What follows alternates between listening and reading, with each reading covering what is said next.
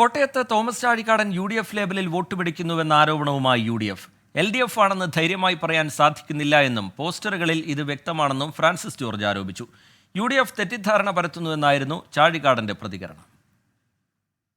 കോട്ടയത്ത് പോരാട്ടം കടുക്കുമ്പോൾ ആരോപണ പ്രത്യാരോപണങ്ങളും സജീവമാവുകയാണ്. LDF സ്ഥാനാർത്ഥിയായി വോട്ട് ചോദിക്കാൻ തോമസ് ചാഴിക്കാടന് ധൈര്യമില്ലെന്നാണ് UDFന്റെ പുതിയ ആരോപണം. UDF ലേബലിൽ അറിയപ്പെടാനാണ് ചാഴിക്കാടൻ ശ്രമിക്കുന്നതെന്ന് UDF സ്ഥാനാർത്ഥി ഫ്രാൻസിസ് ജോർജ്. UDF സ്ഥാനാർത്ഥിയുടെ പോസ്റ്ററിന് മുകളിൽ ചെറിയൊരു പോസ്റ്റർ, നമ്മുടെ ചിഹ്നം കൃത്യം ആ UDFന്റെ സ്ഥാനാർത്ഥിയുടെ പോസ്റ്ററിന് മുകളിൽ നമ്മുടെ ചിഹ്നം എന്ന് പറയും ചെറിയൊരു വലിയ തോതിൽ രണ്ടിലെ ചിഹ്നത്തിന്റെ പടം വെച്ച് വളരെ ചെറുതായി സ്ഥാനാർത്ഥിയുടെ പടവും അതിലും ചെറുതായി LDF എന്നും കാണിച്ച് ഒരു പോസ്റ്റർ പതിപ്പിച്ചിരിക്കുന്നു. അതൊരു ക്ലിയർ ആയിട്ടും ഒരു തെറ്റിദ്ധരിപ്പിക്കാൻ വേണ്ടി ചെയ്തിട്ടുള്ള ഒരു പ്രവൃത്തിയാണ്.